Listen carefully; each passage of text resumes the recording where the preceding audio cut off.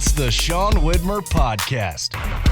It's a journal by someone that just really doesn't like to write. Tyrese Haliburton. Are you freaking kidding me? Oh my gosh. Okay.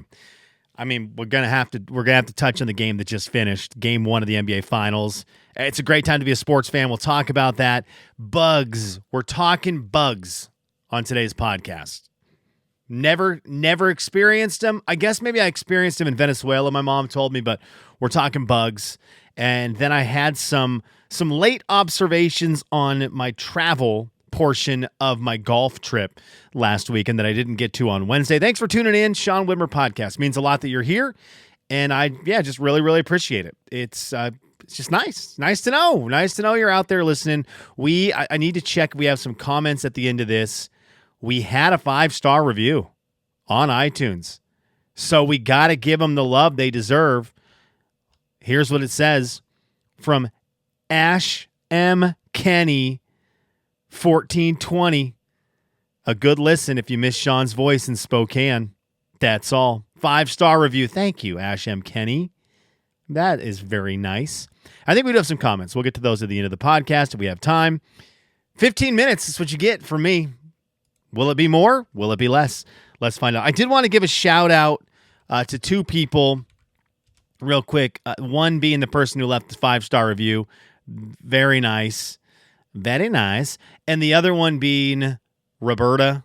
Roberta is somebody who I met through the radio show and became a good friend and someone who was very special and important to me.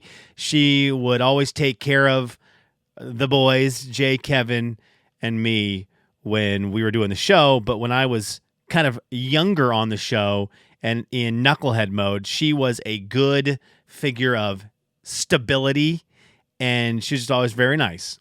And so I love Roberta. She sent me some very nice messages that we're not going to get into on the podcast, but I know she listens. And so I just wanted to shout her out and say, Roberta, those meant a lot to me. And thank you. You're a great friend. I appreciate that quite a bit. So, okay, there's that. There's the tip-off to the podcast. Before, we're going to get to bugs. We're going to get to bugs. But right now, it is such a great time to be a sports fan. Oh, my gosh. It is a great time.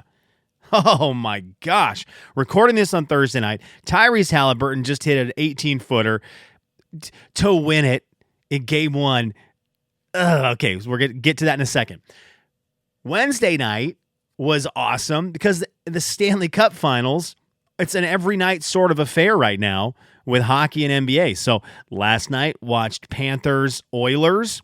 That game was insane. I'm cheering for the Panthers because I love the Dan Le Batard show, and they are Florida Panthers fans, so I enjoy listening to them cover the Panthers, and when the Panthers win, the show is more enjoyable. But Edmonton has the greatest hockey player in the world right now with Connor McDavid. And so watch that game last night. Panthers were up 3-1, and the Oilers score 2 goals, force overtime, win it in overtime. If you watch that game, you saw what I saw, which was the Oilers played offense for about 30 straight minutes, it felt like. The Panthers scored 3 goals, and then they never played offense again for some reason. I don't know the strategy there. But the Stanley Cup Finals are awesome. So that was last night. And then tonight, we get Game 1, Thunder Pacers.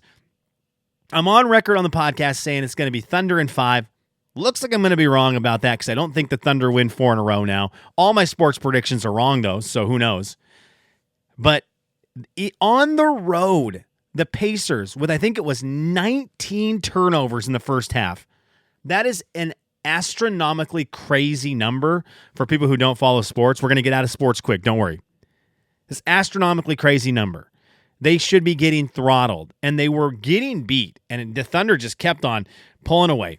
The Pacers would make just a little tiny push, and Shea would hit a layup. Someone would hit a 3. The Pacers could never get close, and all of a sudden, late in the fourth quarter, down 10, chip away, big 3, big Siakam rebound, putback, huge Andrew Nembhard, go Zags, huge Andrew Nembhard, shimmy, step back 3, and then with time winding down, Shai Gilgeous-Alexander with the Thunder up one misses a 12-footer that he always makes, misses it.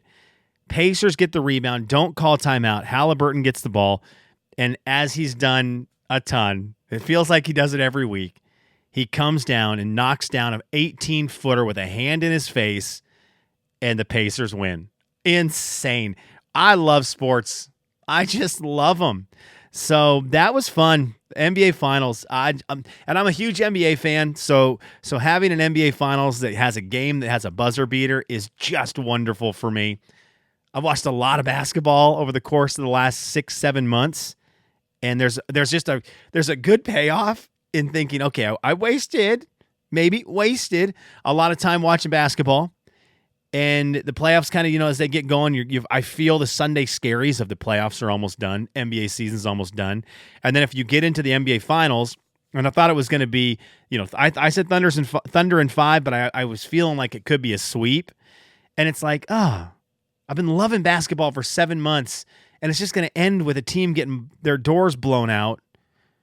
But that's not happening. The Pacers, these guys are just claw to win every game. They did it again. So, oh man, I feel like an adrenaline rush. That was a fun game. Nembhard played pretty good. I want to look at how many minutes he played. He played 32 minutes, 24 seconds. Tyrese Haliburton played 38 minutes. He played 39 minutes. Tyrese Haliburton sat down for what is that? 9 minutes in that game. He played almost the whole thing. Insane. But Nembhard had 14 points. He had 6 assists. I mean, he had a couple 4 rebounds. He was 2 of 6 from 3. So not an outstanding line, but he guarded Shai. You had to guard Shai. That's tough. Shai had 38, by the way. I didn't even realize that. So Nembhard guarded him, but he's still whatever. Nembhard hit the big 3. So for all you haters out there, he hit the big 3. What did Chet do? Chet, not a good game. Chet Holmgren, 2 of 9, 2 of 9, 6 points, 6 rebounds, 1 block. Not a great night. Okay, anyways, let's move forward. I said we're not going to get stuck on sports. We got to talk bugs. Living here in Lexington, Kentucky, it's here, and this was always something I feel like when I worked on the morning radio show, we'd get stories every now and then that these things had hit some part of the United States and was never ours, and the stories would make their way around in national news. Cicada talk. I'd hear about these things, these cicadas coming up out of the earth every 5,000 years or whatever it is. And you'd hear stories about them, and they do national news stories. I'm in them now. I am them. They are here. They are in my house pretty much. They are everywhere. And they suck. So for the majority of people I've talked to hate these things. The majority of people hate cicadas. And then the rest of people are like, they're okay. No one likes cicadas. Okay, so I don't know why we still have them. Apparently, they bury themselves in the ground. The ones we have now have been around. They were last here 17 years ago. What are we doing? This is our land. Guard your yard situation here. Play some defense. What are we doing? We know where 17 years ago they had these, and they just went back in the ground, and everyone was like, "Yeah, that's cool. Well, 17 years, that's fine. We won't be around for that." I am destroying my yard when these things leave. I'm going down there with long forks, and I'm stabbing to try to break every single egg that's around there, because in 17 years, my kids don't need to deal with this. These things are insane. I was having a conversation with a guy who apparently was going door to door. I've had more door-to-door salesmen in Kentucky than anywhere else I've lived. He was trying to sell me, hilariously enough, he was trying to sell me a pest control package. And while he is talking to me in my front yard, you can't hear the other person speaking because of the cicadas and how loud they are. And that is not a joke. That's not an exaggeration. They were so loud in the tree we were standing under you couldn't hear him. And then the best part is this guy is trying to tell me how he's going to end the pests in my yard, which we already have a pest guy, so I kind of tried to close him out early, but he didn't listen because good sales guy. Cicadas are landing on top of him. No joke. While he's selling me the pest prevention program, there are bugs all over him. The least intimidating bug pest control guy of all time. And finally he goes, I can't get rid of these cicadas though. And at that point I was like, well, then why are you here? Because they're the only thing pesting right now are these doggone things. If you go in my front yard and you look at the tree, it looks like it's moving because there's so many cicadas swirling around it. They are loud. They are everywhere. They look nasty. They got my daughter terrified. She won't even go outside anymore and ride bikes or ride in her little power wheel or do her scooter. She's out. She's not going outside until the cicadas are gone. So, and again, I don't know what's going on. I don't know why we suddenly have this protective mode against cicadas. But the second these bad boys go away and their eggs get back underground, we're all rototilling. We're all rototilling with cicada poison. I don't need them to come back. Again, guard your yard situation here with the cicadas. They are wild. Done with them. That's the thing. You get these exterminators, pest control, and it's always weird like this because you just get just enough people. You get the pest control, and it's like kill spiders. Go ahead. You want to kill all the little creepy crawlers that are going to try to get in your house. No one has a problem with it. Pest control people come out, spray your yard. Everyone's cool. But then like these cicadas come up, and people are like, "Well, protect them." How unique is it? They come around once every 17 years. Not as unique as if they never came back. That's pretty unique. Like they were here once, and then there was it. That's the most unique. So you want to make them unique, make them go away forever. Then they're extremely unique. They live in history. Let's do a Kelly's What Are You Into before we get to comments. Kelly's What Are You Into? I hate them. They're not what I'm into. The end of cicadas is what I'm into. Okay. Flew this weekend. My Kelly's What Are You Into is flights without a lot of people because I had two of them, one on my way to Portland and one on my way back to Lexington. And when I say not a lot of people, I'm talking we had the plane to ourselves. It was surreal and great. So on the way to Portland, I get to Phoenix, and from Phoenix to Portland, the plane is not very full. And so they kept saying on the overhead, while we're getting on the plane, they're like, the plane is not very full, so, feel free to spread out. But no matter what, people on airplanes, the second they sit down, they are jonesing to get off a plane. It is crazy. I actually timed it because I love watching people in craziness try to get off a plane. On the packed flight from Lexington to Phoenix, I sat in the very back row against the window. Okay? No one sat in the middle. There was someone on the aisle. Otherwise, the plane was packed. And so I timed how long from the second we hit the door, so not the tarmac, but the time we, they ding, and then the door opens, it took me 9 minutes, 37 seconds. And people are like climbing over each other to get out of this plane, doing the thing where they grab their bag and they try to scurry between people to like get ahead 3 rows. Under 10 minutes from the very back, last person off the plane. What are we doing? Just sit in your seat. Just sit down. Keep sitting. And then your row is going to come up and you just get out. You get off the plane. Anyways, for the second flight, though, we've got room. So I go to the back of the plane again because inevitably, because people get on the plane, they immediately are already ready to get off the plane. People are already cramming towards the front. And there's like in a plane that has a lot of room in the back, people are getting to a point where they get to the exit rows in the middle of the plane, and it's like we can't go to the deep end. We can't swim back there. We got to stay kind of in the shallow end up here up front. So there are people sitting 3 to a row near the front of the plane. Well, I'm in the back, and you have a whole aisle to yourself. So I got a whole aisle to myself. The people in front of me, a couple rows, and to the opposite side of me, a couple rows, they had the rows to their self. And I've never seen someone do this but one of the people, this girl who sat in the row across from me, she went into like a weird homeless mode, which was fitting. We were going to Portland, the king city for the homeless people. And this girl wasn't homeless, but she channeled it as she set up sort of a fortress in this aisle. I just sat down on my window seat and locked in and binged all of Andor on my flights to Phoenix or to Portland. Watched all of Andor. So I just sat in my seat and just enjoyed having the row to myself, put my backpack under a different seat than where I was sitting so I could spread my legs out. This girl, the second we got going, she takes off her shoes, okay, changed into sweatpants, did this weird like maneuver where she was like moving around and shaking and had sweatpants, changed into sweatpants, and then just kind of built like a barricade where she put her backpack illegally by the aisle and made like this wall. For what? I don't know. No one was going to get in there and try to like buddy up to her. But socks were off. She had taken clothes and was knotted these clothes together that were in her backpack. It wasn't a pillow. It was clothes.